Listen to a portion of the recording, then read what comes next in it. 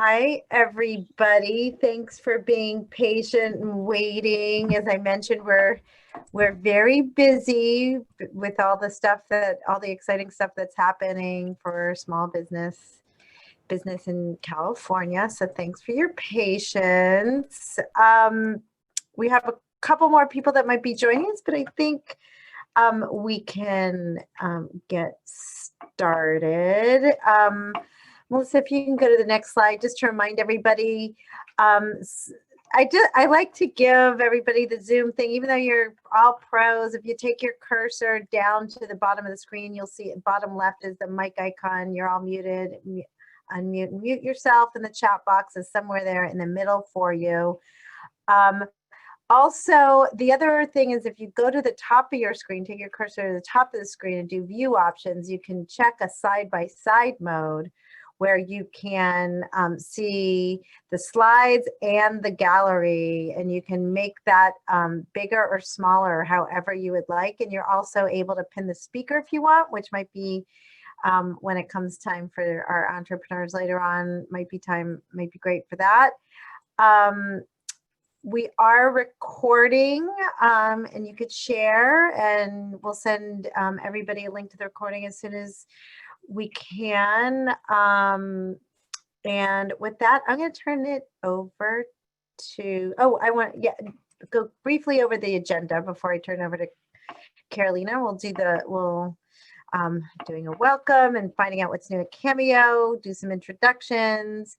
We're excited to be joined today by Union Bank, who's got a great new small business program, and then hear from California Capital about their online marketplace and do some holiday shopping. So thanks, everyone. Carolina, take it away.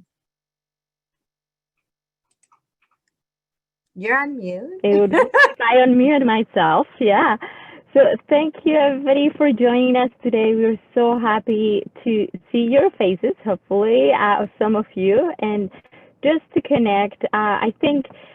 This end of the year has been such a different one, right? 2020 has definitely been quite a challenging year, and December, where we are usually just trying to kind of slow down and think about 2021, has proved to really bring us again into the hype of the work, so it doesn't really feel sometimes, but it's one of the really great highlights of this season has been all these regional meetings we've been putting together throughout the California, and it's really good to connect with you and just hear from you guys regionally what you are up to, how we can continue working together, supporting you, and just have that interaction is really, really great, and I'm happy for us.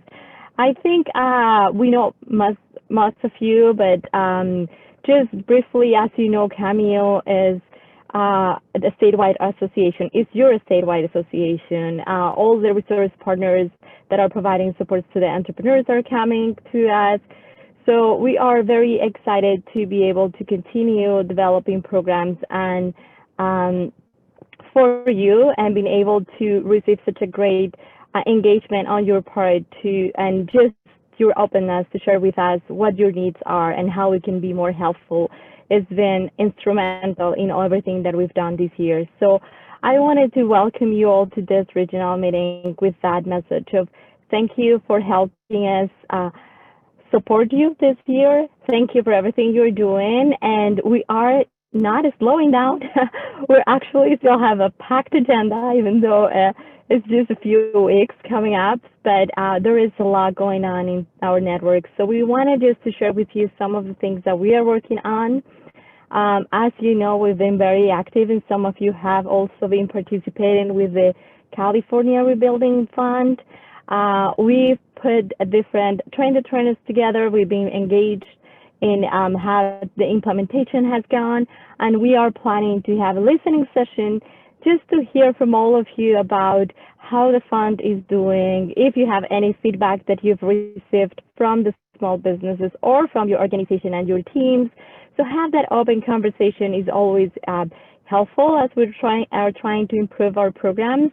And this is such a collaborative effort that we need everybody's input to actually make it better. So please plan to join us. I know we have 17th, 18th. We have a few logistic scheduling that we have to do, but we will be sharing with you the definitive dates soon. So we wanted to share that with you. Stay tuned for that. We also, just a reminder, we do have in our home page in cameonetwork.org all the coronavirus resources. We are keeping updated by regions, statewide, and different sources for you, different resources for you. So please bookmark that page, and please stay tuned and visit us. And if there is any resource that you are aware and it's not there, please let us know. We'll be happy to update it and include it in that. Also, we are continuing to offer our microlending essentials. I'm sure most of you have heard about it. Is our underwriting training for microloans.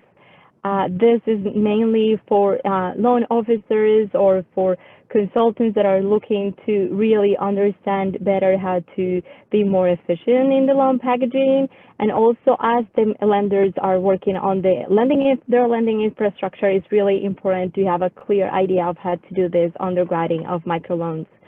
So this has been very well received. Has been sold out, and we're having a waiting list for it. So we are definitely including it here. We just finished our, I think it was our third for the year, second back to back, and we are planning to have another one early next year. So we are currently accepting, like building the list of people interested. So if you are interested in joining that one early in 2021, please email Melissa. I think she just put her email address in the chat for all of you if you are interested just to be on the list.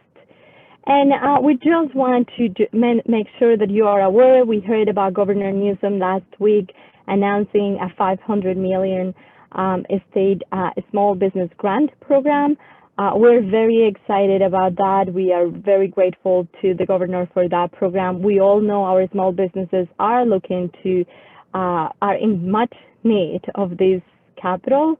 So it's going to be a small business grant. It's going to be up to $25,000. It's a steal, and we are putting it upcoming. It's a lot of work right now into the RFP and all the logistics to actually implement this program.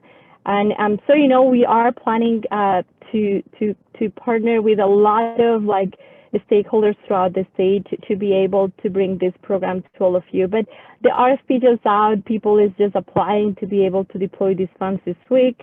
So it most likely is going to be out for the small businesses early in January, but it's a lot of things up in the air still, a lot of logistics, but we want to make sure that all of you are keeping track of this, and it's something that is coming, and that would definitely help all the clients and the businesses that you work with, and that we are so committed to help throughout this pandemic. So you see, there is a lot of things that we're working, so feel free to reach out if you have any comments or thoughts, or if you have any feedback about any of them.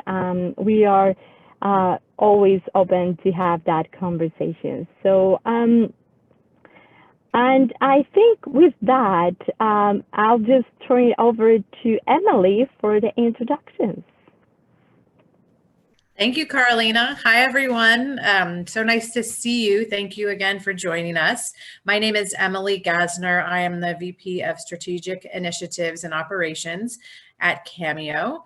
And what I'd like to do is, since for our group, is go around and have each person introduce themselves. You'll see in chat, Melissa will be putting in there what we'll be saying, but if you could please just give your name, organization, and your role, as well as, rather than doing these in a breakout session, since we're a smaller group, just what you're looking forward to in 2021. I think there's hopefully will be a lot of great ideas. So I'm going to put a Cameo staff member on the spot first. So perhaps Melissa, would you like to go first?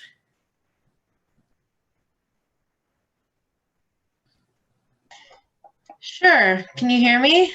Yes. Hi, thanks for calling on me first. My name is Melissa.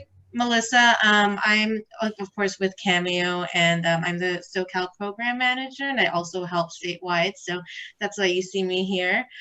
And I guess what I'm looking forward to for 2021. Well, I hear the vaccines coming out. I heard that they gave the first vaccine today, so I'm excited to get back to some normalcy and enjoy life outside again. So, yeah. Great.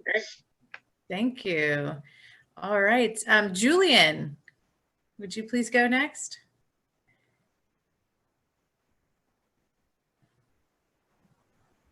Thank you, Emily. Good to see you. Good to see everybody. Good to see the Cameo staff. I'm Julian Canetti. I'm President and CEO of the California Hispanic Chambers of Commerce. I am also on the board of directors of Cameo.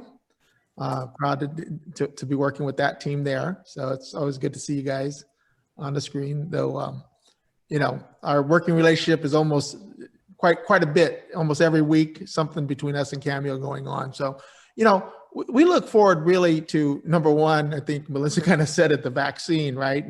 And maybe that's going to help, and some of the other solutions are coming up to curb the climb. But, hopefully getting 2021 back to some type of normalcy, maybe not in the beginning, but maybe, mid-year, later in the year. But also, it's just continuing to be able to service our constituents out there, and we've been quite successful over the last year, and that's not done alone, right? That's done in partnership with us and Cameo and Small Business Majority and other people that are on this call. So again, we look forward to a 2021 that is a year of again, strong collaboration that is all focused on helping those businesses that need it, our small business owners out there and our micro enterprises. Thank you, Julian, and thanks so much for your leadership on the Cameo board. Tony Simons. Hello, everybody. I was just typing hello. Thank you. I'm excited to be here. I'm sorry, I'm just joining. I was finishing an email to the chair. Is there a question we're asking, or are we just simply happy to be here? Sorry about that. So if you look just above your note, what Melissa wrote, just your name, organization, role, and what you're looking forward to in 2021. Okay, sorry for the delay. I'm with the Assembly Committee on Jobs, Economic Development, and the Economy, and we are the policy committee that looks at issues around small business and economic development, and particularly economic justice issues. And we're looking forward to supporting everybody and doing wonderful activities on the ground for 2021. Great. Thank you so much, Tony. Can I ask Tony a question? Sure. Is there anything particular that you're working on, Tony, as far as legislation that you want support on that we can think about? Yeah, well, I think that one of the things in listening to the governor yesterday, I think it was, yesterday was Monday. The governor was telling everyone that he's very open to additional ideas around small business. The chair was part of a group that was consulted before the last big small business information came out about the grants and the tax provisions, etc. And she did submit a 2-page list last week to the governor, the budget committee, and the speaker for consideration around small business issues. We'll see where that goes, but I also think that we're going to be preparing additional materials. If the governor says that he's interested in good small business ideas, there's probably a lot of people on this call that I think we should help him. We should be generous and offer our great ideas. We are working on an activity for next on December 15th. Did you want me to mention that, Heidi, or? Oh, you mean December 15th? Oh, sure. If people want to join us, I'm sure they can. They can. Yeah. Okay, and we can share with you the information on getting it out. One of the things that we're realizing is that there's a lot of different activities that are happening around small business, and it's a little bit hard to keep track of everything. Little Hoover Commission just released a study today. The Future of Work Commission, the governor's got new programs. And so on December 15th, starting at 9 in the morning, and we'll send out the information about this. We're doing some mini webinars of 1 hour each. The purpose of the webinar is simply to try to identify what are all the different recommendations that are out there, who is doing them, what is the link to if you wanted to follow up. And one of the, so it's not, I mean, we can add ideas to it, but the idea is not to solve the problems. It's to simply do a sorting exercise of all the various things that are happening. We'll be able to see how many groups are wanting to do different things. Anyways, we're doing access to capital as one. Cameo is kind enough to be helping us with this one. We're doing one on workforce and job quality, and we're also doing one on technical assistance. And as I said, our goal is to try to create a good list of what people in the small business community are asking for, get their name attached, a website, something like that, and see if as a community we can help push this forward. Thanks for sharing. Terrific. That sounds great. Karina Conley, are you there? Can you? I certainly am. Thank you so much. And thank you so much for inviting me today, Heidi. I truly appreciate the continued collaboration throughout the years. Well, my name is Karina Conley, and I have the great honor of serving as the CEO for the Veterans Business Outreach Center. Most of you know that we are a 501c3 nonprofit organization, and we are partially funded through the U.S. Small Business Administration through the Office of Veterans Business Development and the Governor's Office of Business and Economic Development. So the services that the VBOC offers is just basically veteran-centric. So we have a holistic approach in how we provide small business consulting services and mentoring services to our constituency base, based upon their learning style and any learning barriers that they may have experienced during their tenure through their service to our great nation. So we serve Northern California and the state of Nevada. And so I think our objectives for 2021, I know our objectives for 2021 is, we've had the great honor of growing our program. It's about 604% since we first opened our doors in 2014.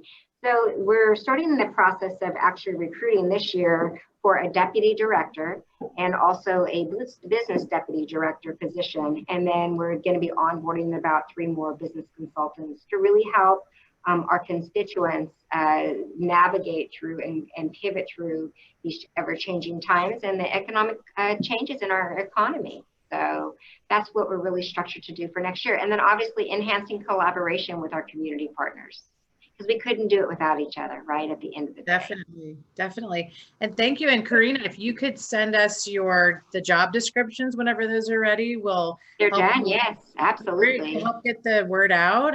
Thank you. Everyone else as well, feel free to send us your job listings, and we'll put them in our career postings to really spread the word. So that's great. Thank you. I appreciate that. Lauren Tabor. Hi, everyone. Hello. Yeah, my name is Lauren. I am the communications coordinator for California Capital Financial Development Corporation. And a few of my colleagues are here so they can share more about what we do, because I'm fairly new.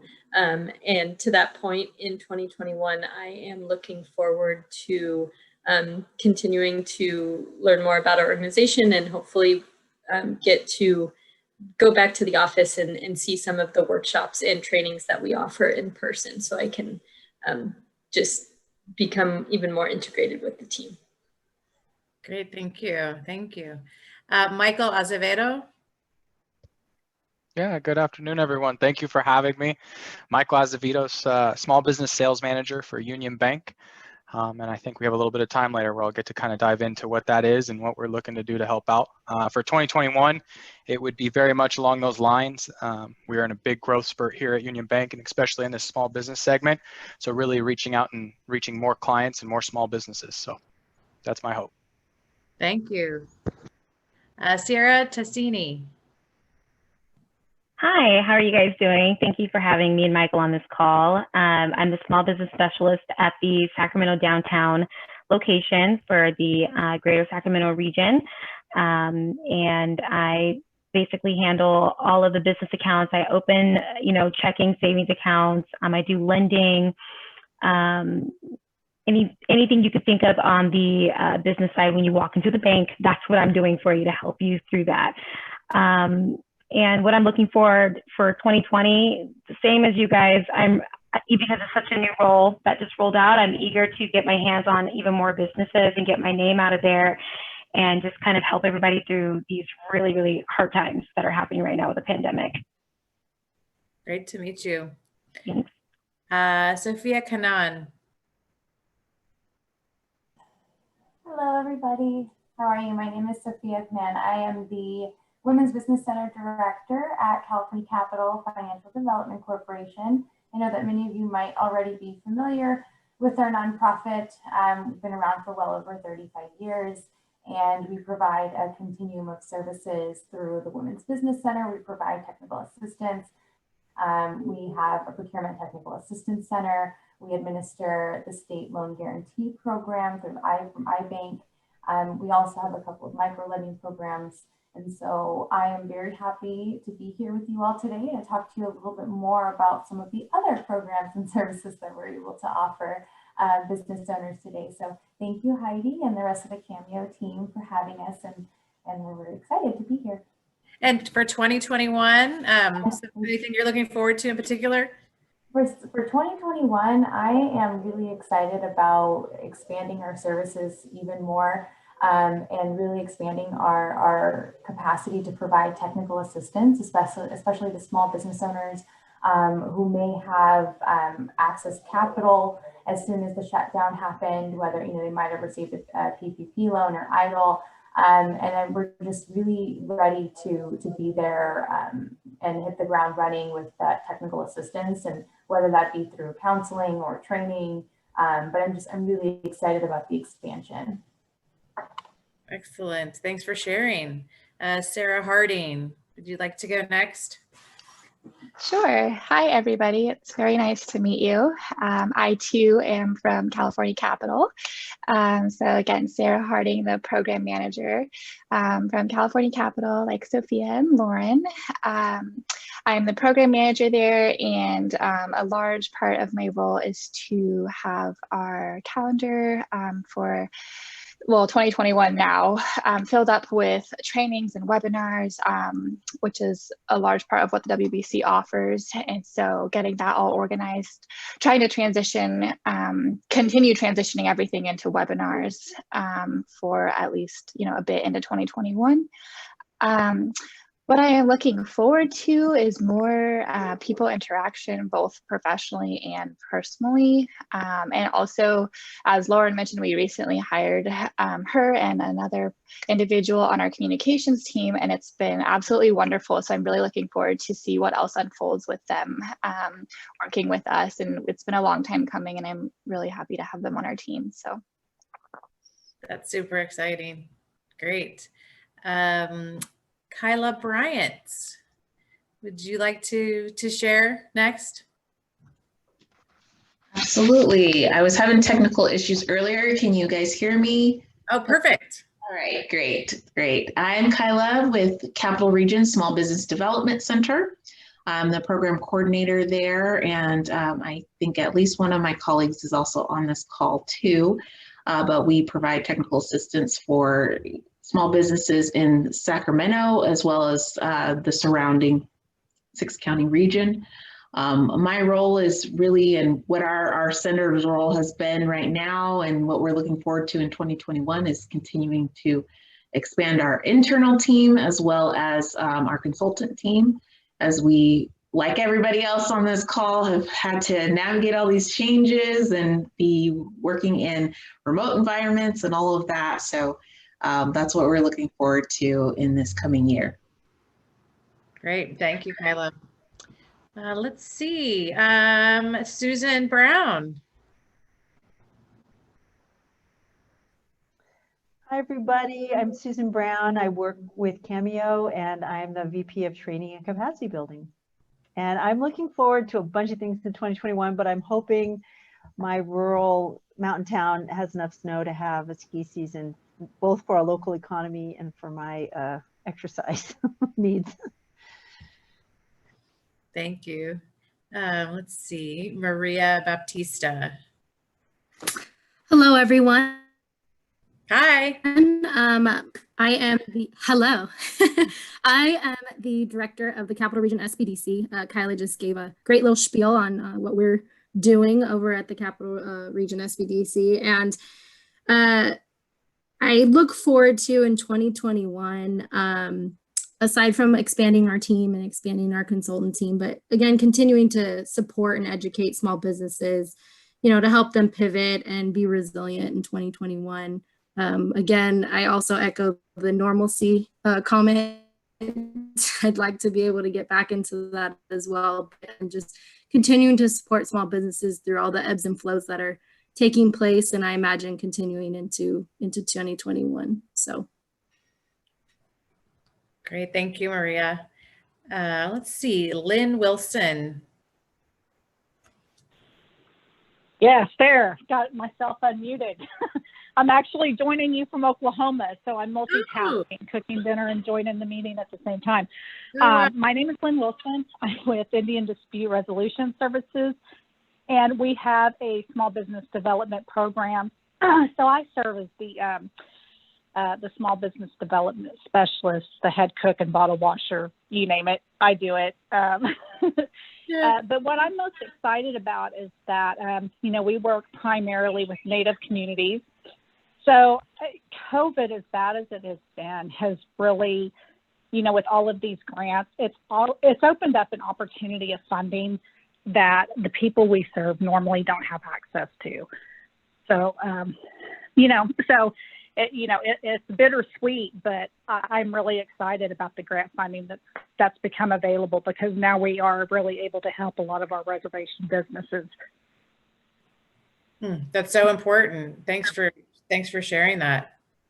Hopefully those opportunities will all kind of continue. Carolina.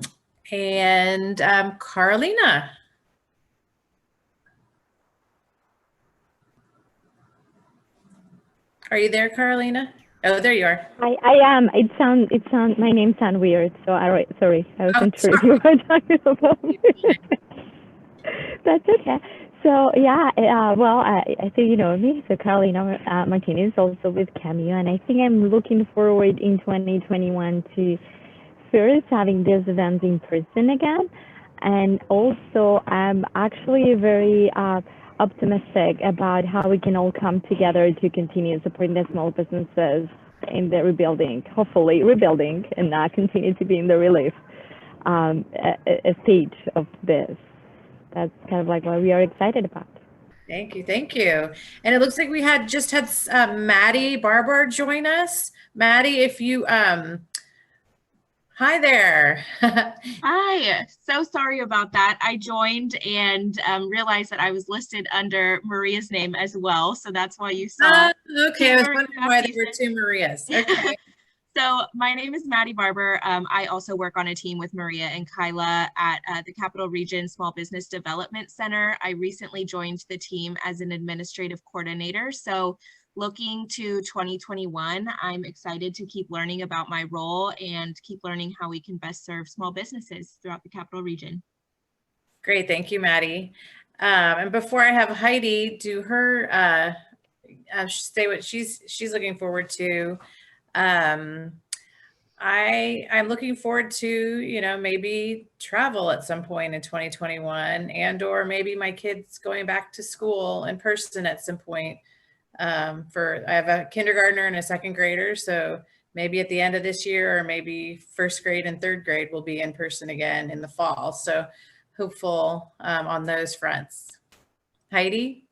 Yeah, that's we all hope, but we all wish for Emily's kids to go back to school yes. for her sanity, and I'm sure that people who have small kids can relate, and probably Carolina too, and any of you who might have small children. I know it's been kind of difficult. It was really interesting hearing all the different perspectives from people, but with one common goal. So that was kind of really cool. I just wanted to kind of make that observation. For those of you who don't know me, but I think most of you do, there are a couple new people on. My name is Heidi Pickman. I am the VP of Programs and Policy at Cameo. And I've been with Cameo 10 years. So I've been around a lot and a little bit of the institutional memory.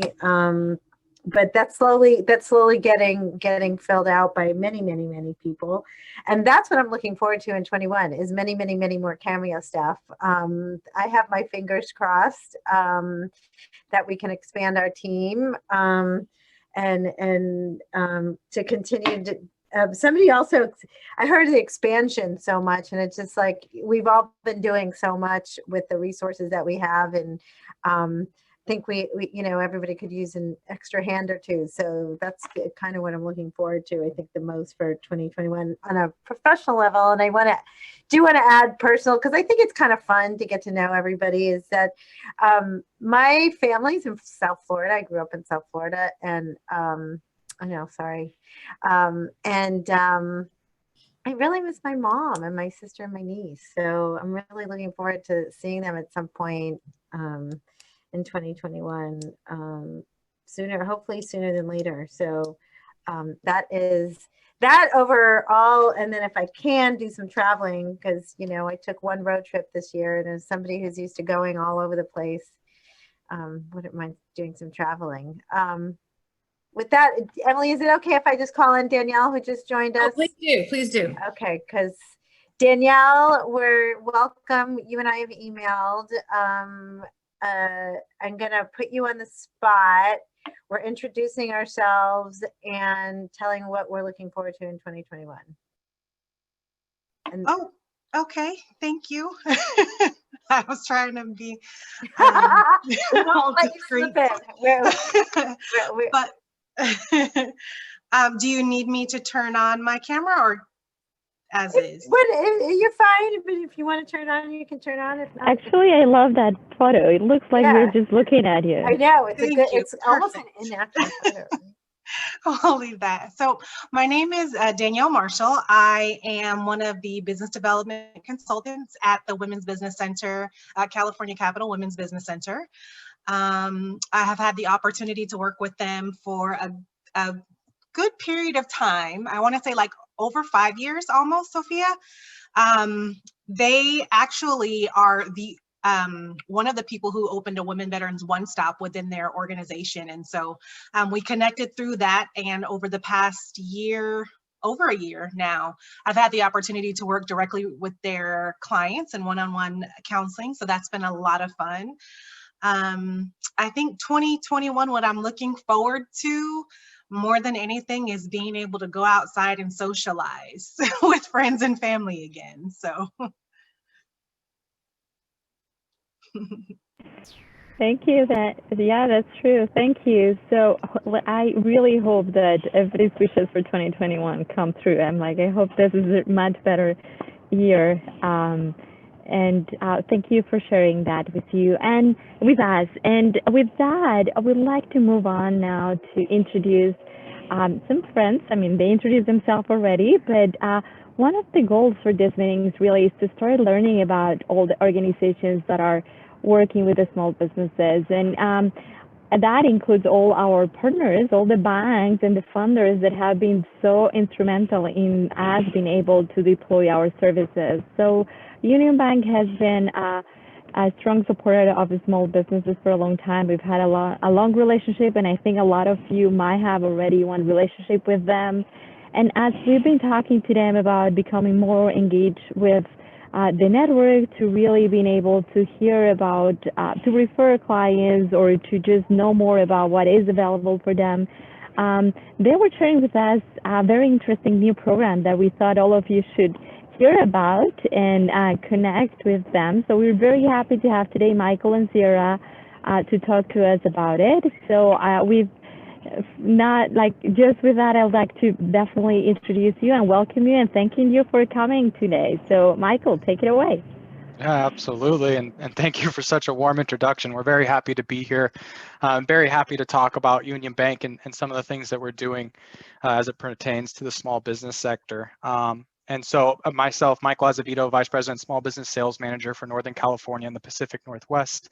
I manage a portfolio of our retail small business clients, basically spanning from the San Luis Obispo area up to the Canadian border. So it's a very big territory. Came on board a few years ago, and since then, my team has been working very tirelessly to bring a small business program to Union Bank. And part of that has resulted now in an actual team on the ground in the field, which Sierra is part of that team for me here in Sacramento. So I have her on, and I'll let her introduce herself here.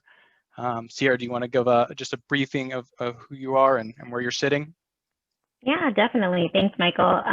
Like I said, I'm the small business specialist, assistant vice president, and basically what my role is, like I said, was I handle all business with my business owners. I open those checking and savings accounts. We do a lot of lending, a ton of lending. I'm so excited for Michael to talk about the products that we offer. I'm really more relationship-based banking. I work with a lot of partners hand in hand. So I make sure that whatever they need, period, I know who to go to help mitigate whatever that middle ground is for them, whatever answers that they need. So that's really what my role is I'm basically like a support person, right? Who knows how to handle anything that comes their way. And also it's my job to find opportunity to help them save money or kind of help things be easier for them with banking here at Union Bank. So it's a lot of great stuff coming from Union Bank that I'm very, very proud to be a part of. Absolutely, Sierra. Thank you. And we will definitely take questions because I am going to go through quite a bit of stuff, and I apologize. We don't have a deck in front of you all. My compliance team is a little slower than I am at responding. So maybe next time I can have something visually for you guys to take a look at, but I will cover high level a little bit about Union Bank and the small business program. As I mentioned, the last few years, we've really been building towards this. And if anything, COVID actually sped up our process to get to market. As a bank, we are very much focused on helping the small business client. We positioned ourselves financially very well over the last few years and have been weathering the storm pretty well, so well that we're ready to invest back into the market in a big way. And so Sierra was part of my first wave of bankers brought on. I had 30 starting in October. We'll have another 30 starting in April of next year, and then another 30 later next year. So really expanding into our markets as specialists to be out there and really, as Sierra mentioned, help our small business clients in whatever way they possibly can. The program itself has built out. We do have the full suite of products. So a little bit about Union Bank. Originally Bank of California, turned to Union Bank of California, now to Union Bank. We were purchased by Mitsubishi United Financial Group about 20 years ago or so. So we do have the backing of a top 5 world bank, but we are very much a regional, small relationship-based bank, only sitting in California, Oregon, and Washington. So you do get that culture where our underwriters are sitting down south in the Los Angeles market. Our customer service are in Redding and in Oregon, and so we just are very much a regional focus. And the program for Union Bank over the last few years, we've been redesigning and rebuilding our products. And so a little bit about what we've brought to the market recently to support our small businesses, especially in this time. We are one of the first banks to bring a bank freely checking account out. So there are no requirements, nothing that you need to deposit in front to waive fees. There's not even a conversation around fees. It is just a free checking account. On top of that, we do offer a full suite of cash management products or products to help clients receive or send payment in a variety of ways, from wires to ACHs, all things that we are capable of maintaining or of helping our clients with. And we do have a partnership with one of the largest credit card processors in the United States, Elevon, Merchant Service Processing. So with our relationship and Elevon, our clients do have access to same-day funding, which is a huge perk, especially in today's world, as well as a full suite of new technology that allows our small businesses to pass fees on. Passing the fees on to their consumers and or new technologies that allow for them to receive payment in different ways, whether that be getting online, taking touchless payment, things of that nature. So with that kind of backing in terms of the accounts and features and process, we've gained a lot of our market recently, especially with clients who have been leaving their existing relationships for various reasons. one of the things that we have noticed is we're aggressively going after this small business sector to be helpful, where some of our competitors may not be as attracted to the market at this point because of everything that's happening with COVID. So just something that we're really leaning into, wanting to be a resource. I know one of the big topics is lending right now for small businesses. Where can I get more funds? How can I get funds? We do have a pretty simple process here. We have a couple different tiers. What we call our direct lending tier, or requests that are 250,000 or less, is a simple 2-page application on our front. We run 4506Ts for verification, and basically it's a credit-based model that we look at financials over the last year and make our decision within 24 to 48 hours typically, and our funding within 2 weeks, usually after documentation is received and all of that. We do have a diversity lending program, so we do take into consideration all factors. We have lending, of course, over 250,000. We have commercial lending, again, the full suite with having a large bank backing. And then we also have cash secured products, which do support clients who may have lower credit scores and or new to market, less than 2 years in business. I know that's hard for a lot of people to find funding in. So we do have opportunities to help as much as we can. And one of the big things that we recently launched to help get capital out to the market, especially at low rates, and Sierra, maybe you can expand on a little bit more, is we just launched a business loan product at 3.5% over 60 months for all loans under $250,000.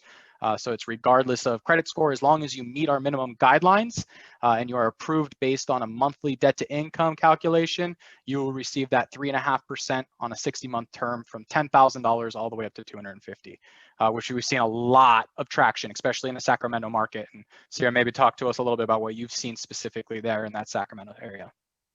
Oh, absolutely. That term loan offer is insane, 3.5% for 60 months term. And then on top of that, there's no repayment fee. So this gives these business owners the opportunity to pay back that loan and whenever they want in large lump sum, and not whenever they want. I mean, you have to do it within the term, obviously.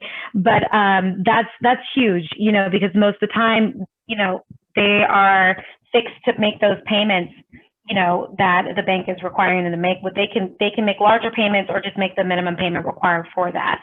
So I've seen huge movement. We've had a lot of business clients that we've been working with, well, I've been working with, that will have a line of credit with a balance kind of left over on that. They've just been paying down that line of credit or a credit card with much higher interest rates.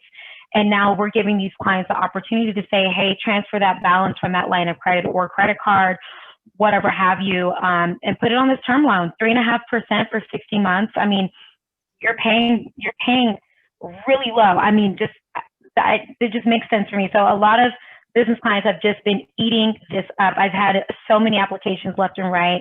And it feels good to know as a banker, small business specialist, I'm able to help these business clients in a climate that we're in during a pandemic where the businesses are shutting down, where they're trying to figure out a better way to save money and lower costs. This is the special way to do it. So I'm really, really proud to have that. And just to kind of piggyback on what he was talking about, the business checking account, with it being completely free, unlimited transactions on there that we're giving them, that's just another way that these business clients can also save even more money. No business, no bank is doing this that I work for. I work for Chase, I work for US Bank.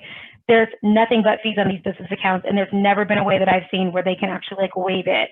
So there's just a lot of great stuff, and I'm really, really excited to help even more clients with this. Yeah, absolutely. Thank you, Sarah. And yes, the bank really has been amazing. It is a very much a go-to forward strategy for Union Bank. We offer it on the consumer side as well, but basically simplifying how accounts look for us. And in the lending world, one of the things that I'm extremely proud of over the last 6 months, we've actually seen a pickup in volume funded from the previous 6 months. So we are very much looking to lend money. We're very much open for business, and we're very much interested in entertaining deals from all small business clients.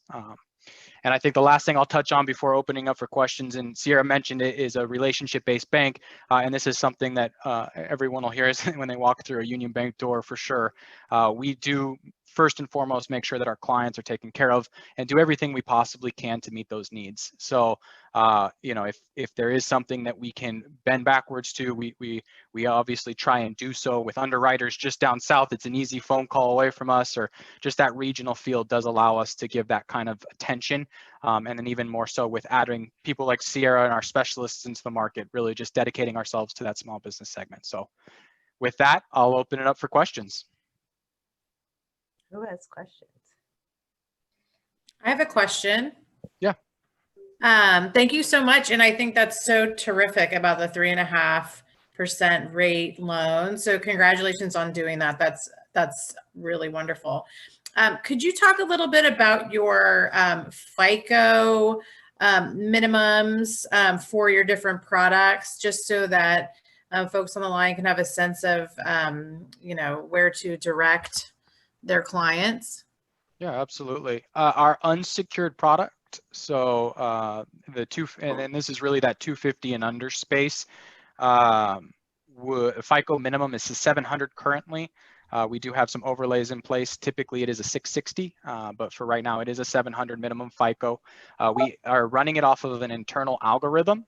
So we have an internal scoring model that's also based on a monthly debt to income. And our debt to income is net income and household income, gives us our monthly income figure. And then we obviously run an Experian credit report, pulling a monthly debt figure, dividing debt by income gives us a percentage. If we're somewhere in that 50% range in terms of debt to income, we're typically in a good place. That coupled with the 700 FICO, that's the unsecured product. On our cash secured product, if the client does have some additional funds, they can secure that into a savings account.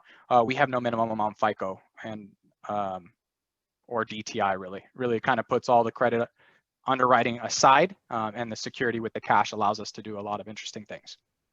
Great, thank you. Sarah, oh, sorry. Sarah, did you have a question? I saw you go like this. Sarah Harding? No, okay. No, I was putting my AirPod back in. I had one in and I was putting the other one back in. I'm sorry. It's okay. It's okay. Michael, so a lot of people on these calls are business service providers and, you know, might have clients that meet, you know, that they might not, either the product well, I know some of them are lenders and they might have a product that's more appropriate for their product, but when the client's ready to maybe graduate to a bigger product or something like that, how are you going to be working with the community groups and the business service providers, and whether it be an SBDC or Women's Business Center or a lender? Yeah, absolutely. And I think that's why we're here, is to really put our name out there as someone willing to be flexible. Sierra is here as my representative for obviously that Sacramento market. So if it is something in that area, I of course tie her into it.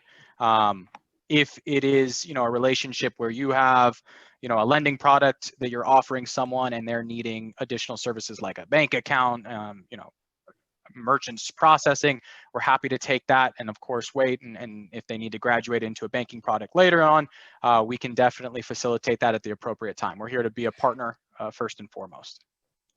Cool. Well, everyone should have a banking account, right?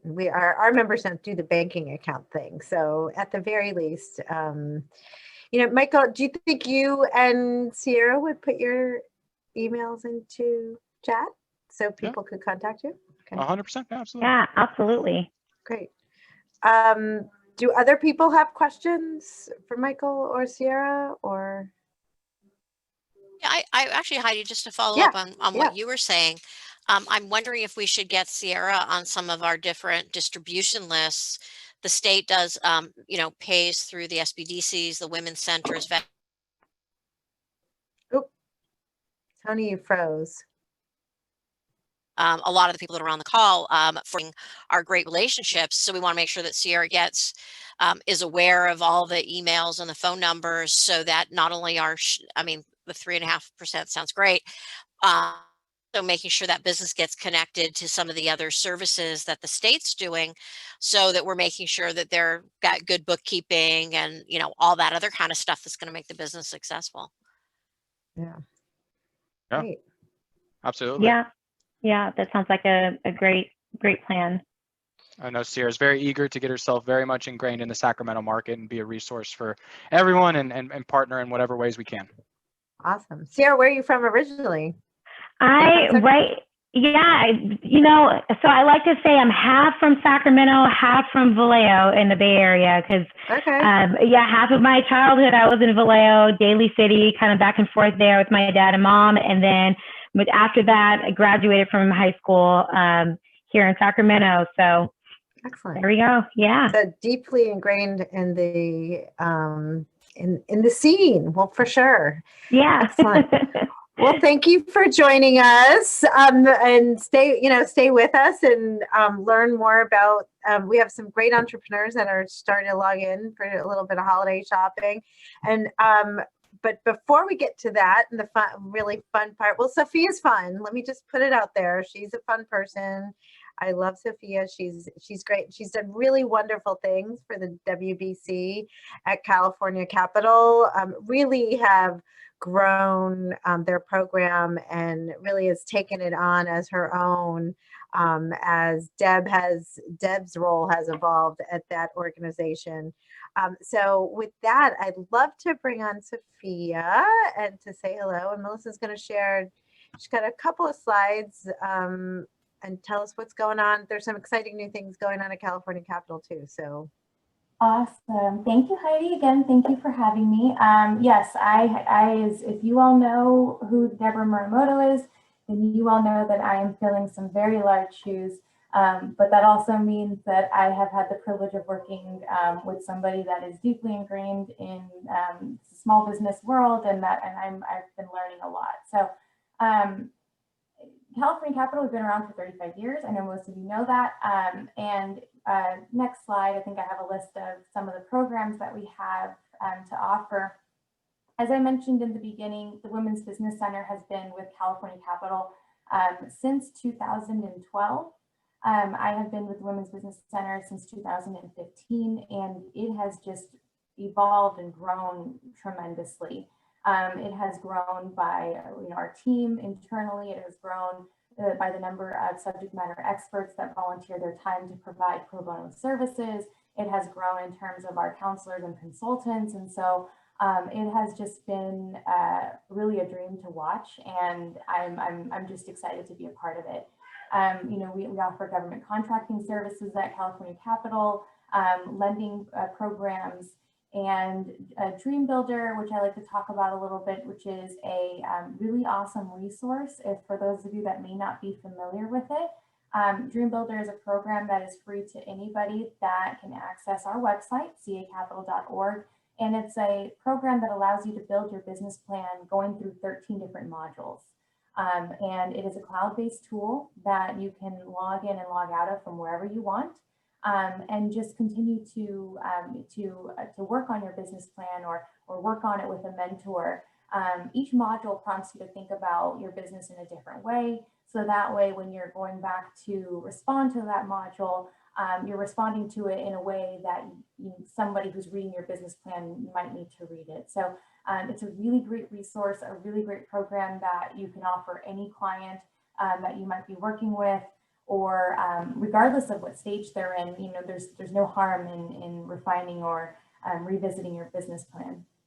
But what I'm really here to talk to you about today is What Now, What Next, our online marketplace. Next slide, please.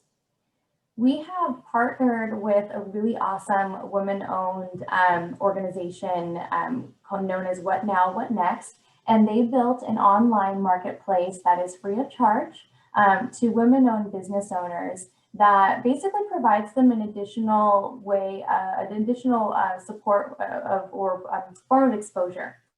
And a lot of women business owners, or business owners in general, I'll speak generally, they have a website, which is great. Some of them may operate their business through social media sites. That's awesome too.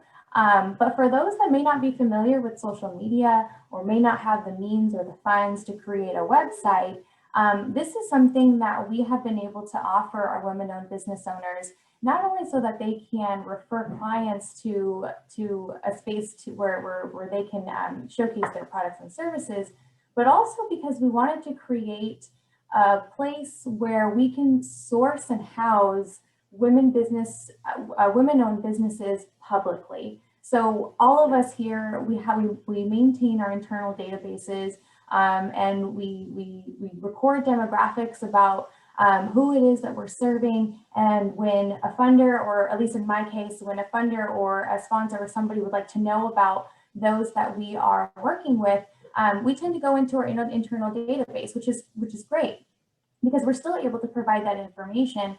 But what's even better, or what is a great addition, is that we can provide them a link, and we can not only give them the opportunity to view one business owner that they might be interested in, but there is an entire site there with all types of women business owners, and you can look at it through by category. I added the link there too, so that way you can click on it. It goes to our website, and you can click on view of the marketplace. And you can filter on the marketplace by category, by product, by service. And so, like I said, not only is it a good way, it's a great opportunity for women business owners to find one more piece of exposure, another way of marketing free of cost. But it's also a great opportunity for us as resource partners, as leaders within our organizations, to know where we can find these women business owners, active women business owners, who are doing the work and that are looking to be found. And that's the other part of this, right? Is that, a lot of the business owners, they're wearing every single hat that it takes to maintain a business, including the marketing piece. And so if we can help by saying, well, we'd like to have an opportunity to source, to think of this as a source and provide this to funders, or it's just one more way for us to assist business owners. I don't know if many of you are familiar with our annual marketplace events that we were having in person. We unfortunately did not have any this year for obvious reasons. But that was the same idea. We had marketplace events that, the best way I like to describe it is, I envisioned a farmer's market, a small business farmer's market, if you will. We had it at the California Automobile Museum. We had it at the Scottish Rite Masonic Center. We had it in our office. And it was great. Products and services set up their booths. We did the marketing. We asked them to do some marketing. We invited the community. We invited our funders. We invited sponsors, and we put on a great event for our business owners. All year long, we're providing training and counseling, which is great. But we also want to make sure that we're giving them an opportunity to showcase what they've learned, how they've grown, how they developed, how they're sustaining their business. And through the in-person marketplace, we were able to do that twice a year. And it's awesome. Although we can't do that, what we can offer is an online marketplace. And, in my college days, I worked as a server for like 5 years. And it was ingrained in me to never tell a customer no, but to always go back and say, well, here's what I can offer you. And not only do I think about that now in my professional life, but I think about it in my personal life. You don't ever, especially when you're in this position of being able to provide resources, that is our goal. Our goal is we need to be able to dig, we need to be able to give those resources and say, okay, well, maybe we can't look at it this way, but let's try to look at it this way. Well, here's an opportunity here. Let's see how this works. And I think for us, like many of you all, we've had to pivot in several different ways in terms of training, in terms of counseling, in terms of our annual events, and this has been one of them. And we've received a lot of awesome feedback. And I think today you get the opportunity to meet some of the really great business owners. I have created profiles on the platform, and then you'll even get to learn a little bit about their products. So I want to thank you all for the work that you do, for spending time with us to learn a little bit about these business owners that you all are actually indirectly serving in a way through the work that you do.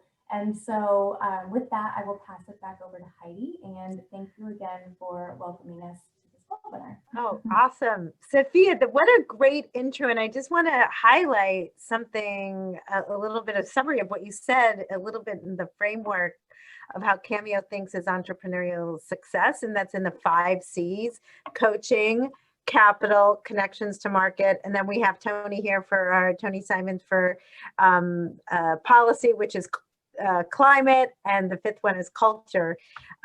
You've actually modeled everything but the climate, right? We don't, it's not policy, but you know, best practices, we train them all year round. We had Union Bank talk about access to capital, and I know that you guys do some of that as well.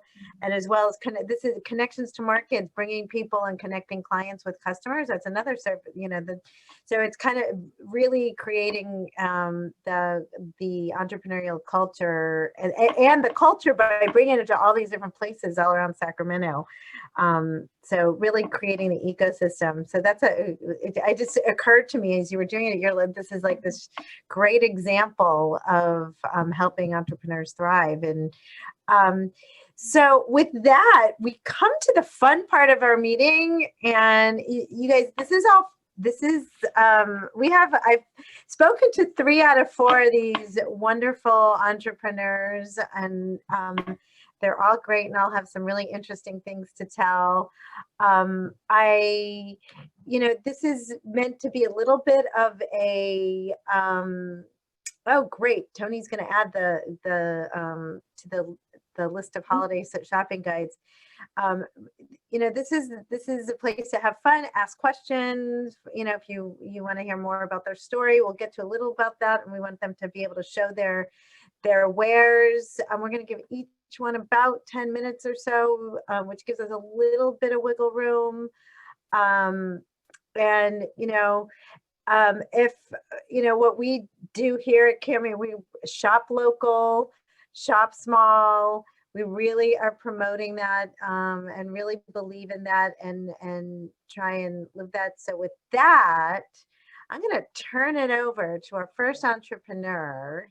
And our first entrepreneur is Leslie Valdivia. She's the owner of Viva Cosmetics. Leslie, I'm going to ask you a question ask a couple questions and then hand it over to show you products. I just want to know how and why did you start your business? Yeah, tell us what your business is first. Definitely. Thank you so much for having me.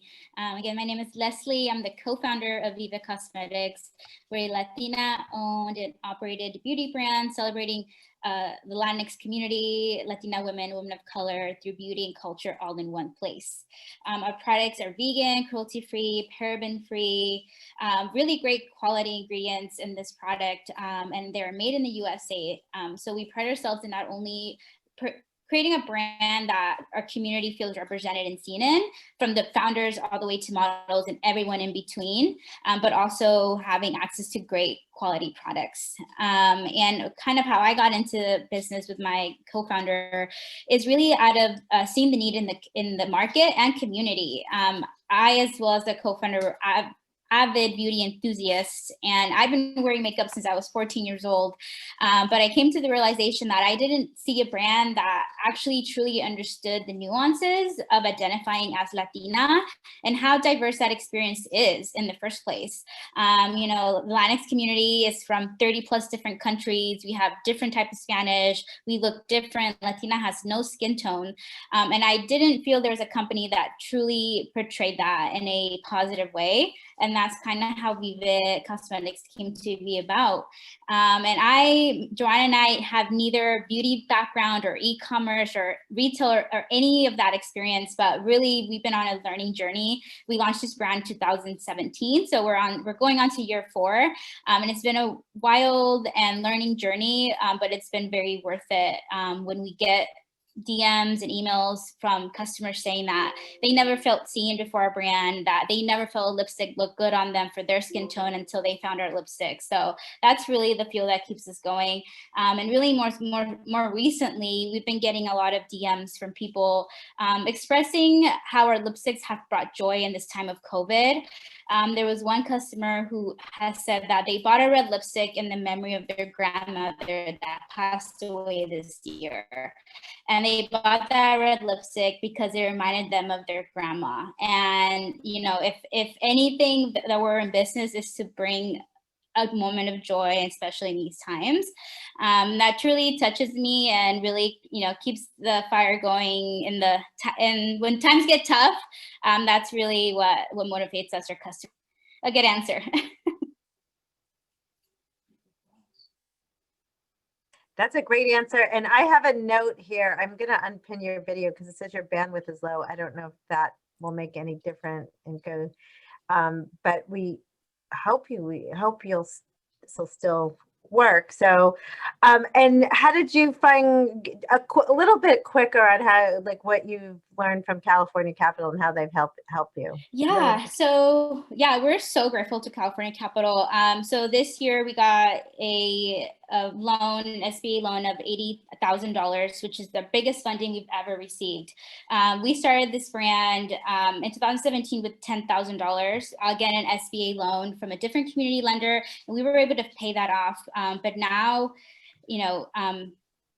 sorry if my internet is slow, but even in the midst of COVID, our company is growing, which is really exciting. And even when people are wearing masks, people are still buying lipsticks.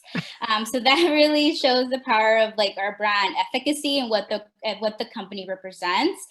And we were at a point where we needed funding to pursue opportunities. Last year we got approached by Target.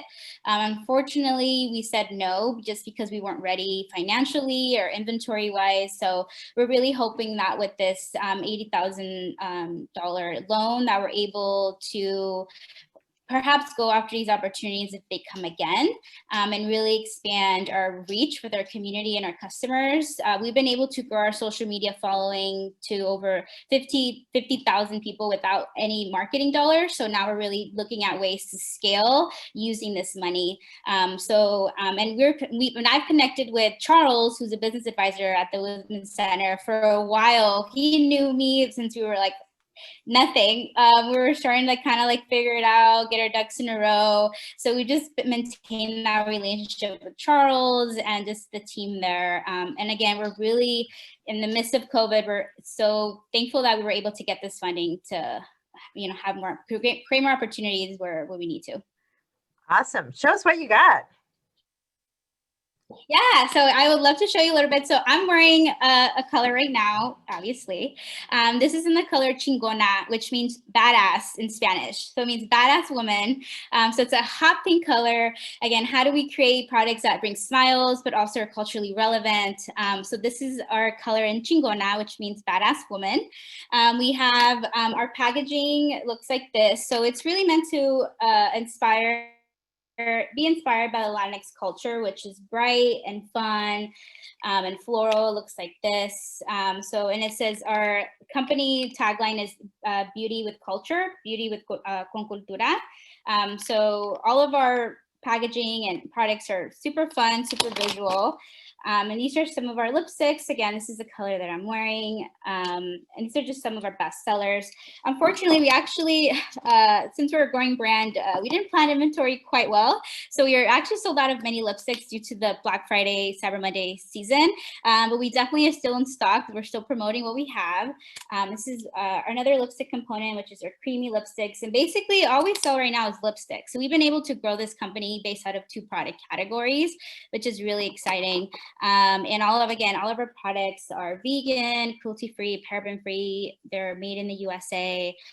They're also European Union quality standard, which is a higher ingredient quality than the USDA actually. So again, this is when we say we care about community and culture, that also means we want our community to have a quality product that's made in an ethical way as well. So yeah, and then we have just a couple accessories, which is a mirror, and this one says "Eres magia," which means you're magic. So how do we provide affirmations, and that's fun, and people can feel really good about themselves. Over and over again, we say our story's not about lipsticks, but the power that it has in people's emotions. And how do we provide affirmations and positivity through beauty, through the people and our customers in our community. But yeah, so again, we just have very little products, lipsticks and some accessories. And right now we have actually free shipping all over the USA. No code needed, no minimum. So that's the promotion we have for the available inventory that we do have. Awesome. Can you put, do you have testers of the other colors that you can put on your? Yeah, I would love to swatch. Usually, actually, my hand is usually full of swatches on the daily because I'm just trying things out or like in product development. So it's actually the cleanest my hand has been in a while. But yeah, I would love to swatch this. This is our classic red. You all love a red lipstick. It's creamy, has vitamin E. This is in the shade Empresaria, which means actually businesswoman. So this is, if you want to businesswoman vibe, this is a red. And then I will swatch this one, the one I'm wearing, which is again a hot pink, which means badass woman. And these ones dry. I've been, I posted a video the other day. These lipsticks dry matte. So they're actually mask proof as well. So you can look good under your mask and still be COVID safe. And a couple years ago, and I'll swatch this one. This one means patrona, which actually means the boss. So again, all the vibes of businesswoman, powerful empowerment type of language that we like to use for our brand. And a couple years ago, we actually went viral. We had a video made about us that got 1 million views on Facebook. And it was about how our lipsticks were taco proof. So you can put on the lipstick and eat tacos and it would not go anywhere or budge anywhere. So that was really fun. And kind of like we sold out that day. We're really small still, but that was kind of the ways that we've been able to grow the brand organically is by having content made about us. And that was so random. I actually just pitched somebody that worked at this media company. I was like, hey, hey, we're a small brand. We have lipsticks that are taco proof. Would you be interested in doing a video? And she was like, send it to me. I'll see what we can do.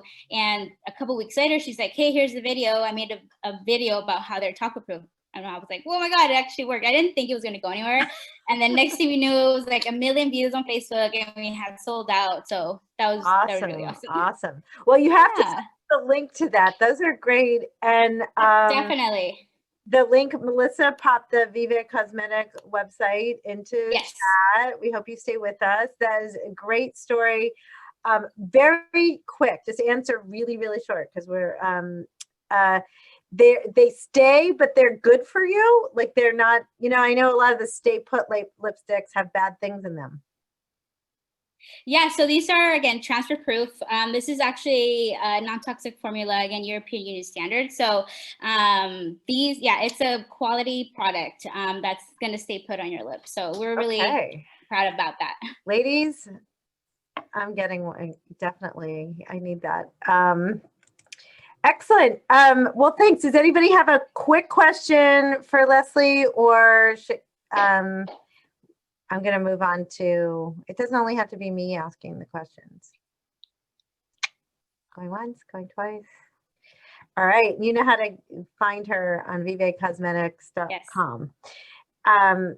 And now it's my pleasure to talk to and bring up to the virtual stage, Yuki Cloud. I'll let her, she goes by Yuki Cloud. I'll let her, how to say her full name.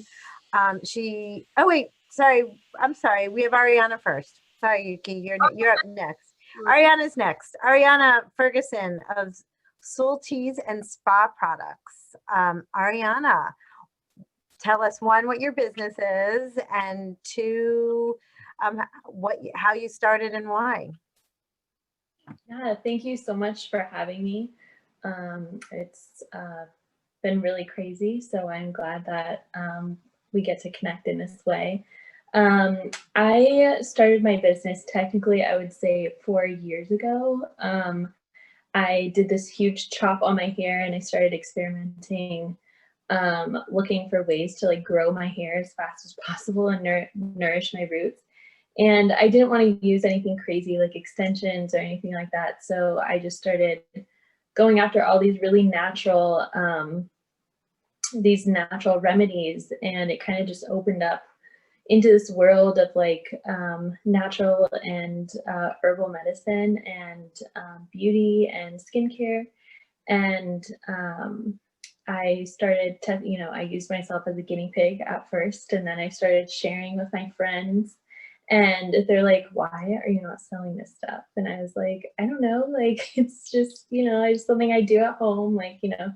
And I started sharing it with them, and they like kept pushing me to like make it into a business. And finally, I had a lot of downtime, and I decided to start, and this was like 2 months ago. So we're pretty new. We're a baby company.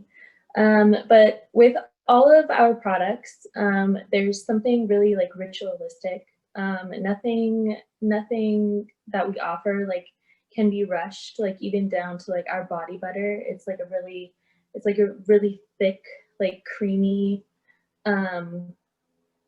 cream that you know, it takes time to like, you know, like moisturize yourself, and you really have to be mindful. Like everything we offer is like something that, you know, you take time for yourself. It's like a ritual, a self-love, you know, care ritual that you do every day. So that's like what we promote. We all need that right now. Yeah, and so it's just like, you know, a little extra love and care that that you can provide for yourself or a friend if you're buying for a friend. So nice. And how did you get help from California Capital? California Capital has been amazing. As a new business, there's so many uncertainties, and it's a crazy journey to dive into. So I've been working with another female veteran actually, who has opened my eyes to like the possibilities of like what can actually be done. I'm working on an application to join a Macy's program, and that's crazy this early on. So I think it's just understanding like possibilities, and then getting like really down to like the tangible steps that I can take to grow my business. Awesome. And so are you a veteran? I am a veteran. Yeah. And you work, and I'm guessing you work with Danielle, who is also a veteran. Is that right? I do. Yes. She's amazing. Awesome. Awesome. So what is, show us a few of your products. Show us your sure. button. So I'll go ahead and start with the teas. We have 3 different teas. This one is Tranquility. It has lavender, linden, and chamomile. All of our teas are loose leaf. So that means that they basically come in a jar or a bag, whichever you prefer.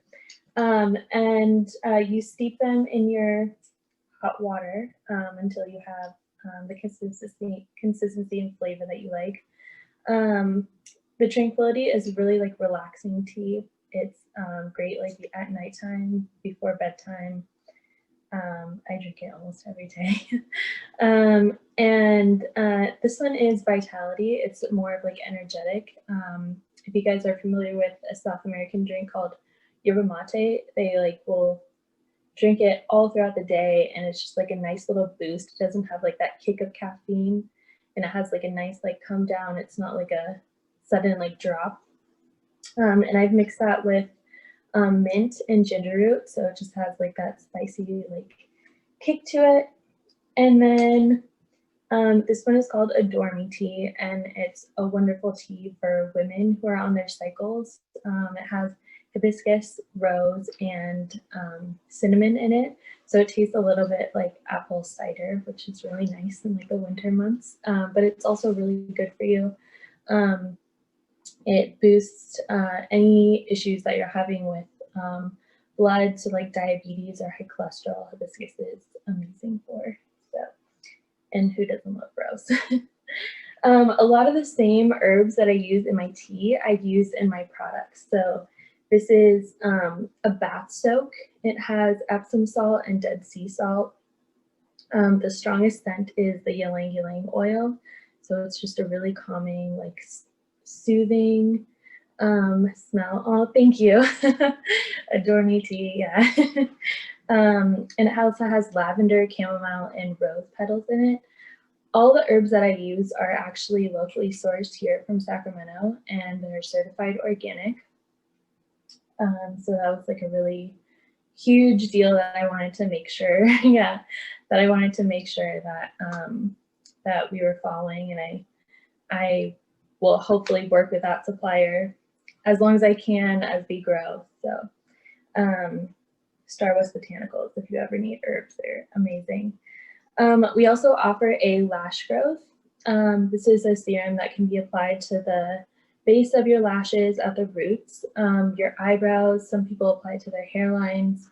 A friend of mine got her baby hairs lasered off and she's devastated now.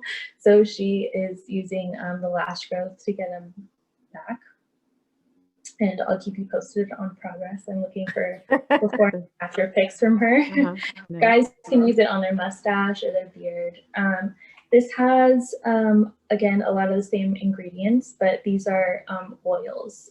So the base is castor oil. And then one of the key ingredients are horsetail oil. It also has rosehip and jojoba in it. And it has actual rose petals, lavender, and 24 karat gold to nourish the roots of your lashes. Whoa. Yeah.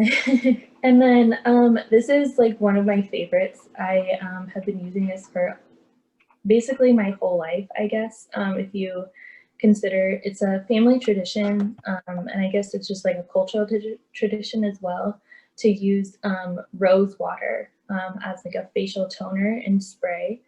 And my mom always smeared aloe vera all over us. She like swore by aloe vera. So I made my own mix, and it's rose water, aloe vera oil, aloe vera gel, and ylang ylang, which ylang ylang also acts as an antimicrobial. So it's just amazing for your skin. They come in 2 sizes, so you can have a travel. And then I mentioned a little bit about our body butter. And it's just a really nice, like creamy, like gold. It smells also again like ylang ylang, but it's not as strong as the bath soak. There's shea butter, coconut oil, olive oil, and castor oil in it. So, and ylang ylang, of course. Awesome. So those are my products. Right now, we are fully live online, so you can head over to our website. I don't know if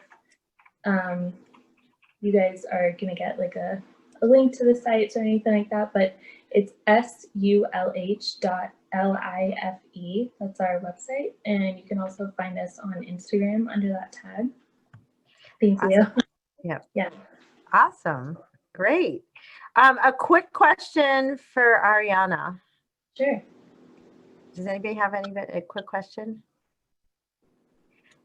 All this stuff is great. This is like going to totally help us with our holiday shopping. Oh, I hope so. Great. Well, thank you, Ariana, and good luck. And you're 2 months old, so I hope maybe some of the entrepreneurs can be inspiring to each other, and that's awesome. Now it's Yuki Cloud. Now it's Yuki Cloud's time. Yuki, you wanna? Yuki is the founder of Disco Cloud Artisan Jewelry. She's kind of new to the scene. She's a client of Danielle.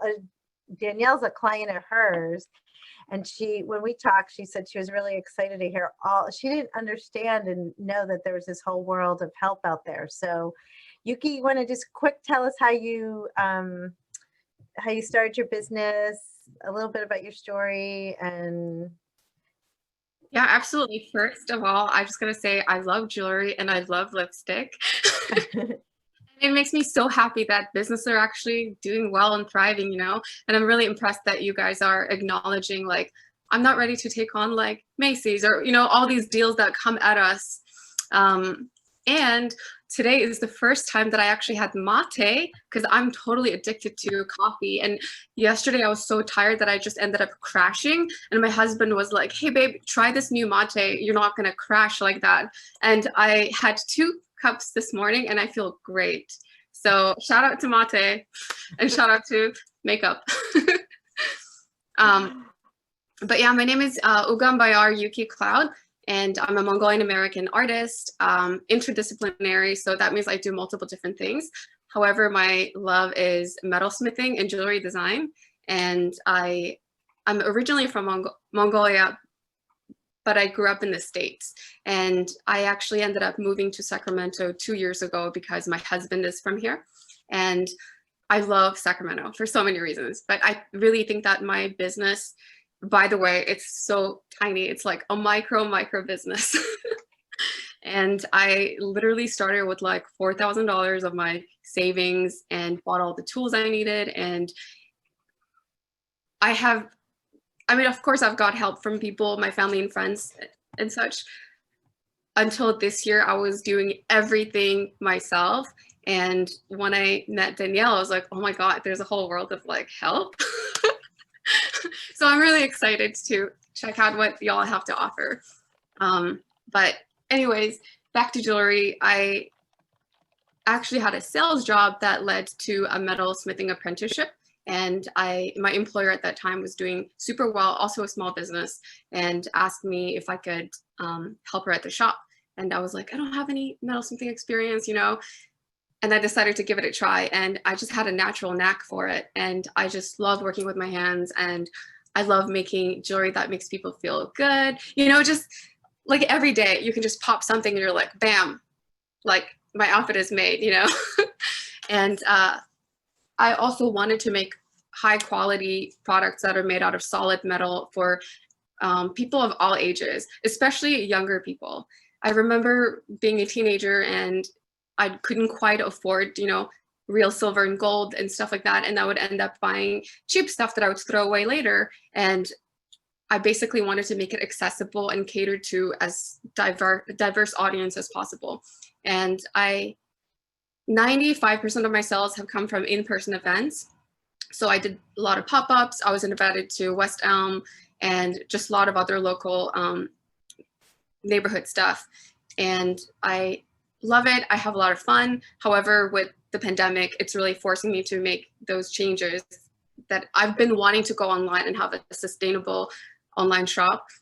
But the in-person events kind of kept me from doing that. So that's my goal for 2021, is really updating my shop and moving away from more one-of-a-kind designs to more, you know, designs that make sense to have on my website. But if you guys are interested, I'd love to show you some of my pieces. Please. Okay, so I love earrings. That's like the holy grail of my business. Thanks to earrings. And I love making like just large, big, chunky pieces that are hard to find in real metal. So hoops and bracelets. Oh. And a lot of the things I make are adjustable. So, you know, if you want to get a present, you don't know their size, you can just kind of adjust it. What are they made, Yuki, what are they made of, and do they tarnish? Yeah, so I use solid sterling silver or brass.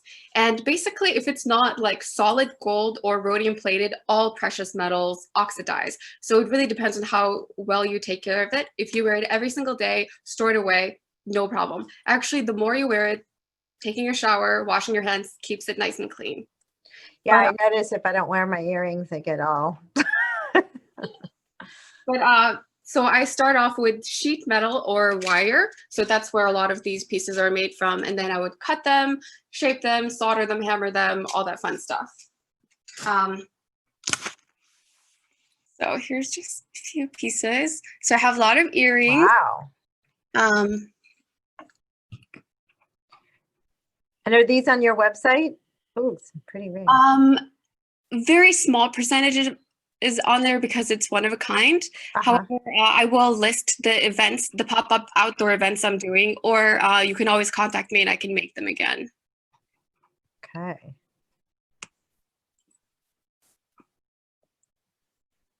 Nice. So can people call you and say, can you just show me via Zoom what you've got in inventory right now? Can you do sales over the phone that way? I haven't done that. That sounds fun, actually. Well, you just showed some stuff and I thought, well, why could we buy? We could just say, hey, I like that ring. What size is it? You know, whatever. Yeah. So far I'm only doing outdoor events, and then I have my stuff in one store in Midtown, and then basically everything else is just kind of preserved in my super fans. So whenever I have new like one-of-a-kind design, I email them, like, hey guys, here's a piece, do you want it? And people snatch it up. Oh, that's wonderful. I'm glad you have super However, I will move to that direction in 2021, so watch out. You want more super fans, so maybe that's the way to go. Yeah. It's called the River City Marketplace store. It's in the Art House building. River, can you type that into chat when you're done talking? Yeah. Sure. Got anything else you want to show us? Yeah. Oh, So I'm getting more into stones. During the pandemic, I taught myself a couple of new techniques. So basically my work is always evolving, and it kind of depends on how I'm feeling, and it's more elaborate and more sculptural. This is one of my latest designs. Oh, I like that. How heavy are those? They're super light. So a lot of my earrings are big. However, I use thin gauge wire, so it's not super heavy. Okay. Yeah. Nice. I think because, you know, with the pandemic and everything that's going on, maybe intuitively I'm trying to, you know, counteract some of the stress. So I've been making a lot of like fun, like party things. Party, get dressed, dance in the living room, right? Just go in the living room. Yeah. Great. And then just, you know, cool. Some cool rings. Yeah. Beautiful. Yeah. Well, so if someone wants to buy something that they might have seen or wants to do more, how do we get in touch with you? Email me, and then basically it's first dibs, first come, first serve. So how much are those earrings and that you showed? The ones that I asked are too heavy. Heidi wants them. No, not those. The other ones, the new ones. Oh, those ones are 175. 175. Okay. And I only have one. Not inexpensive. Okay. Got it. All right. You could, I'm going to have to pass. That's a little bit above my budget at the moment, but, you know where to find me. Yeah.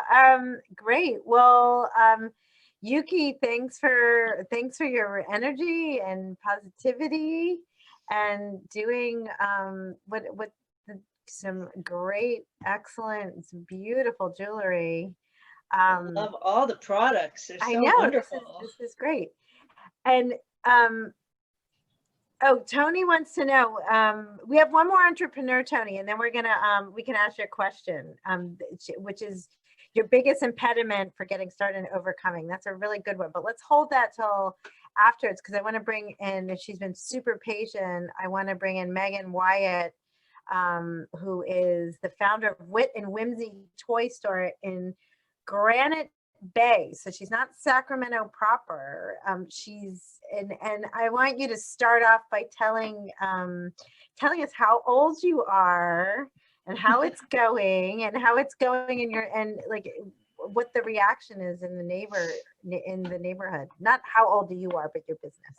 You don't have to tell us your age. Never ask a woman her age. We are 3 weeks old today. So we are brand new. Wow. Yeah. Congrats. So it's exciting.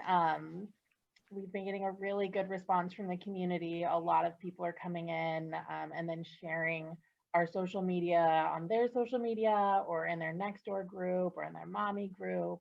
So people seem to be really excited that we're here, which is good to hear. Excellent, excellent. And how and why did you start your business? Like what made you say, hey, I'm going to open a toy store in Granite Bay?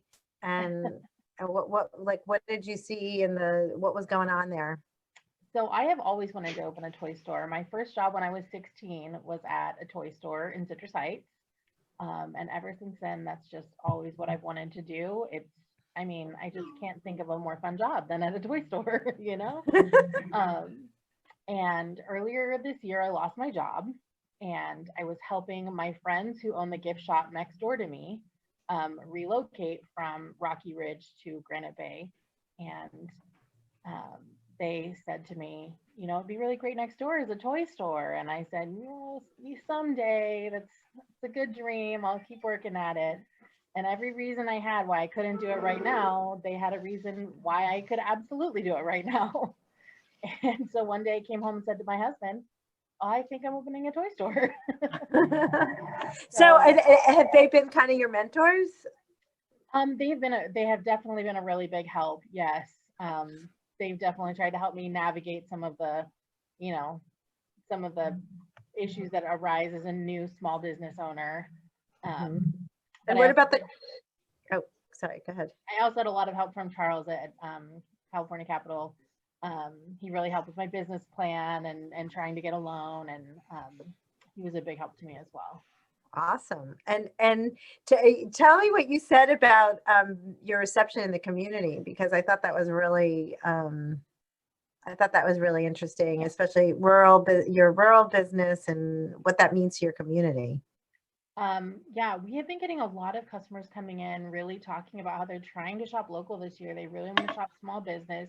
They really want to keep their money in their community. And that's been really great to hear. And I think it's helped a lot of people find us.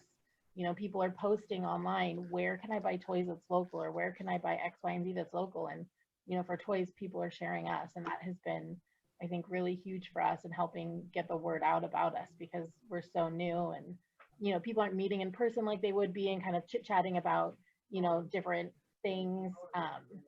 And so sharing the word online has been a huge help, and the community has been really welcoming and really trying to help get the word out, because they really seem to want us to stay here and do well. Yeah. I really found that kind of exciting, to be honest with you. Cool. Well, show us a couple of your favorite toys that you're not, maybe not your best sellers because they won't be there, but what are some of your favorite toys? Well, I actually am going to start with my best seller. Okay. I have more on order. Sorry about the lighting is not better. I'm in my back room. Okay, here, I'm going to start with it's aptly called the Mischief Maker. It's a slingshot. This is what it looks like out of the container, but it's just got these little foam balls. They're really soft. I let the kids aim this one at anything in the store because it's not going to hurt anything. And I think I have sold out of these 3 times in 3 weeks. Oh my gosh. That's how popular these are. Emily. Oh yeah. I know, my kids. Do you have a website that we could, that I know you were telling you're working on getting them. Right. It was supposed to be up and running yesterday. We've hit a little snag. So I'm hoping in the next day or 2, we are going to have it worked out. But it is just witandwhimsytoys.com. So I think that's a little stocking stuffer, Emily, for your kids, huh? Yes. Also do, they will keep me on my toes. We also do concierge shopping if you want to set up like a Facebook FaceTime with us, or we can do a phone call, or we are setting up appointments outside of normal store hours for people who don't feel comfortable coming in when the store is generally open. So until that website's ready, we do have a few more options for people. So one of the other favorite toys that I have are these little guys. Anything by this company, really. They're called Plan Toys. But I love them because they have found a way to be more sustainable. They make traditional wooden toys, and then they found a way to take their sawdust and compress it to make like figurines like this and some of their other toys to be more sustainable. And they use all eco-friendly, non-toxic dyes. So when the little one inevitably sticks this in their mouth, because they're going to, it's totally safe, not harmful. We've got toys for all ages. I don't know. What's the company again for that non-toxic one? Plan Toys. Plan Toys. Yeah, and we have several products by them. We have everything, even for little babies. I don't know how well you guys can hear that, but this crinkle paper is great for the newborns. We've got stuff all the way up to the grown-ups. Got a little pumpkin spice latte for the grown-ups. This one here is my favorite game. It's very cool. It has these Tetris style pieces in it, like this. And then you flip over one of these cards and you have to build it stacking upwards. And it's a speed game, so you have to be the first one to do it. which doesn't sound that hard, but as you're getting taller, it starts getting a little more precarious. But my favorite thing about this company, and we carry several games by this company, is that they always have alternate versions of play. So if playing one way gets a little bit stale, we've got a new way to keep it fresh, keep it exciting. Or like with this one, you know, you have the colors on this side to help you. You flip it over, now it's a little bit more difficult. Not only is the shape more difficult, but you don't have the hint of the colors to help you. So the kids can kind of grow with the game, or I guess the game is growing with the kids. So that is a really great one. My husband would love that. What are you talking about, kids? My husband and I are big game players, and this is now a part of our game repertoire. Yeah. I don't know how many of you guys are familiar with the Klutz brand. It's I love Klutz. For a really long time. Yeah. My mom still has our kids' cookbook from when my sister and I were in elementary school. She thinks the teaspoons that came with it are the best teaspoons she's ever had. But we carry a whole range of their products, which are great for those older elementary tween kids that can be a little bit difficult. They still, you know, like some of the more little kid stuff, but it can't be too little kid. So like this one, we got flying paper dragons, which is very cool. But there's lots of artsy kits, make your own soaps, or make your own glitter face masks, or Lego stop motion videos. Great for that kind of 10 to 12-year-old range, which is tricky. I loved the Klutz. My girls loved Klutz. It was a staple in our house. Oh yeah, the friendship bracelet kit and the face painting kit. Oh yeah. I liked making the toys out of pipe cleaners. The animals out of pipe cleaners one? I don't know. Flower pressing. They still have that one anymore, but they definitely still have some of the classics that have been around for, I mean, decades now. I won't say how many. I don't want to date myself, but decades. We'll leave it at that. We have a lot of great science kits for all ages. This one is for ages as young as ages 6, and to make your own bubblegum lab. So it's science and fun. Make your own bubble gum. Yeah, we have a that's candy okay. Oh no, lab. Emily, you don't want that one in the house. It'll get stuck everywhere. I know, but they eat so much gum anyway, so they would love it. They might get. I see Emily taking notes. I'm taking a lot of notes in my notebook. Yeah, cool. Well, Megan, thank you. It sounds like it does sound like a lot of fun. I think that sounds awesome. Well, let's let you go first, Megan, then with answering Tony's question. Was well, I think you might have answered it a little bit. What was your biggest obstacle for getting started? You kind of alluded to it, but. Yeah, I think my biggest obstacle was capital. Definitely. Okay. You know, securing enough for, you know, to be accepted for a lease, and enough to get enough product to fill in the store. I would say, yeah, that was hands down, I think, the biggest challenge. Okay. Although my current biggest challenge is getting that website ready. Getting the website right, because you need to connect you to the clients. Exactly. Right. We'll go backwards. Yuki Cloud. Well, I actually had a question for Megan. Do you guys have toys for adults, like D&D stuff, or? We don't have D&D. We do have games that are good for up to adults, and like puzzles. I'm working on expanding the game section though, because as I mentioned, my husband and I are big game players, and so that section is very near and dear to my heart. So hopefully going forward, we'll be able to expand into that. Awesome. I'll definitely keep an eye out because my husband is obsessed with games. Nice. And Yuki, what was your starting your business? What was your barrier? I would say not feeling ready. You know, I felt like, oh, if I just get all of these ABC in order, then but you never really feel ready, you know? So I'm glad that I just decided to close my eyes and just go for it, because it's already been 2 years. And I would say definitely like lack of business sense. Like I have no business experience at all, and it's been a miracle that I'm doing so well thanks to people. But yeah, definitely business sense and capital and connections. And how'd you overcome that what was that thing that flipped the switch from, oh, I'm just gonna go get started? A lot of people were like, hey, I think you're pretty good. And so it was a support network, and it was a network.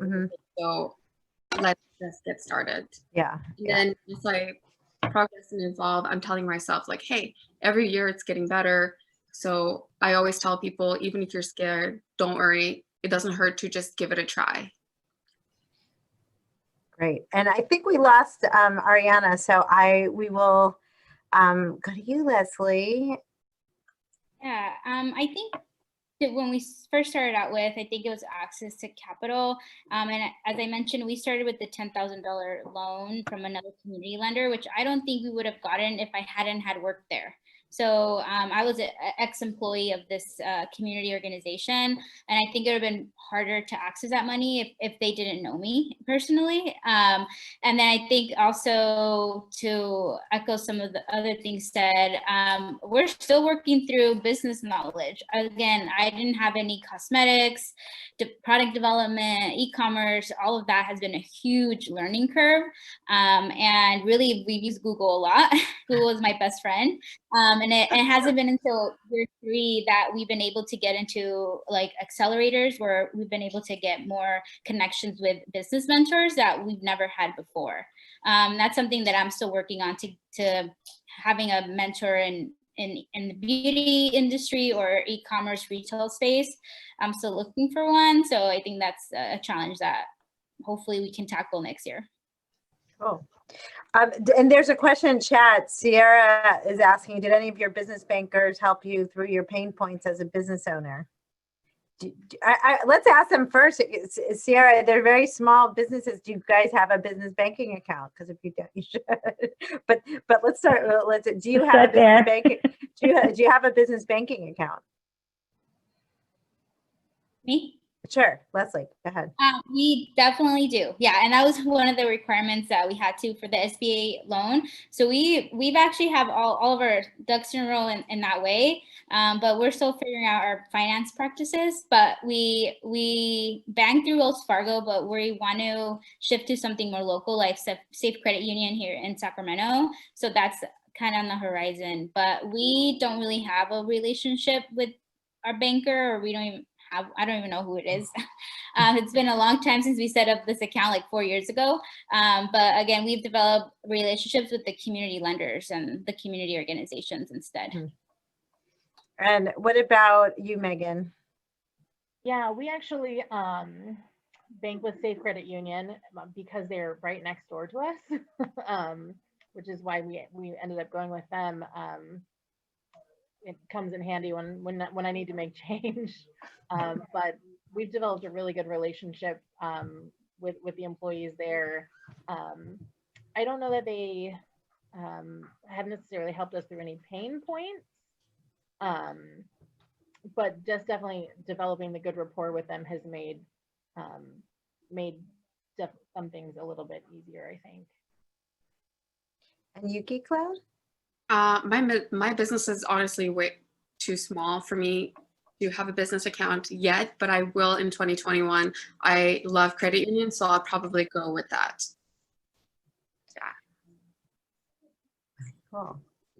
Who else has questions for our entrepreneurs, or questions for anybody else, or want to say hi to anybody else, or say anything, or? I just wanted to tap in just really quick. The reason why I just asked that question is just I'm sitting here as a woman and watching all of you talk about being entrepreneurs and setting yourself up is just absolutely impressive. But me as a business banker, I also am very curious. That's why I asked that question. How are you guys utilizing your resources at the bank that you're at, whether you're at a small credit union or whether you're at Wells Fargo, or it doesn't matter. There's always going to be a business banker there to kind of talk and help you through, or they should be there. That's what I do, from exactly what you're talking about with helping you with your capital. How can I leverage better money? How can I save more money? What can I do better with processing and accepting my debit and credit card processing? Like, is there another way to save money with that? There's business bankers like me that we are trained professionals to kind of help you, whether you're starting your business or whether you've got hit the ground running and you've just kind of made it and arrived. That's what we're here for, and that's what we do. And if you're ever interested, I would love to just kind of set up an appointment with either one of you. My email is in the chat. You guys can send me an email, or I can email you if you're comfortable with that. And I would love to just kind of look to see what you guys have going on, to see if there's any way that Union Bank will be able to help you out with capital, with any of that, to save money. There's a chat is every bank should have a Sierra. That's absolutely true. but the reason why we invited, Union Bank, but I mean, the California Capital is one of the community lenders on the call. So I just want to do a big shout out to all the work that they do. Is that there's not a lot of banks who do have, it has to be a lot of times smaller community bank that,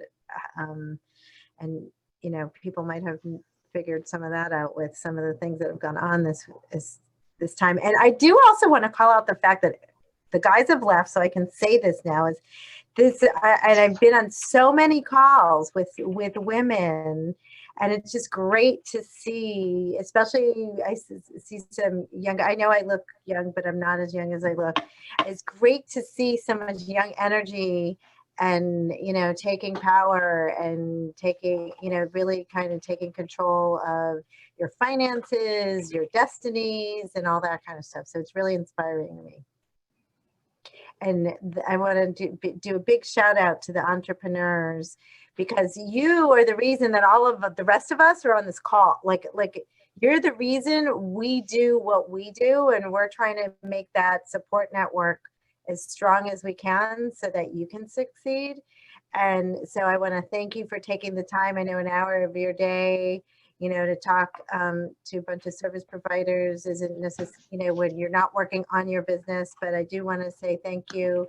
And you are the inspiration, you're our inspiration, and why we get up every day and why we do what we do. So thank you. And yeah, I can't wait to see all the successes everybody's going to have. And, so keep, let us know. I think we got some Facebook posts. We'll like you on Cameo, and we'll send out your websites we'll put it on our gift page.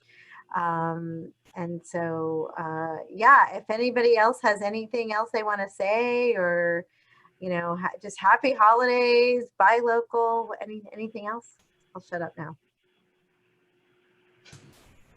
Thank you so much. I just want to say thank you so much for sharing with us all your business. This was great, and you started thinking about how to really support you guys. I'm kind of really wanting at least one of the things that you showed. So this is amazing. So thank you, and I hope, Heidi, you're sending all the links for their websites in the reminder, in the follow-up email, right? Oh, you're on mute. I'm sure Melissa's all over that. Okay, perfect. So, yeah. So we can all have access to that email, and I just wish best of luck on all your endeavors. Like, you are absolutely amazing to start those businesses right now. And yeah, big round of applause for you. And thank you for everybody that joined us today. I'm so excited to be able to connect with you guys and being able to learn about some of those success stories that California Capital has. So actually, and all of you have many of them too. So this is really, really exciting to see and hear. Thank you so much for joining us today. Thank you, guys. Thank you for having me. I'm the queen of long goodbye, so I'll just end the call on 3, 2, 1. Unless anybody speaks up, I'll give you a second. 3, 2, 1. Have a good day.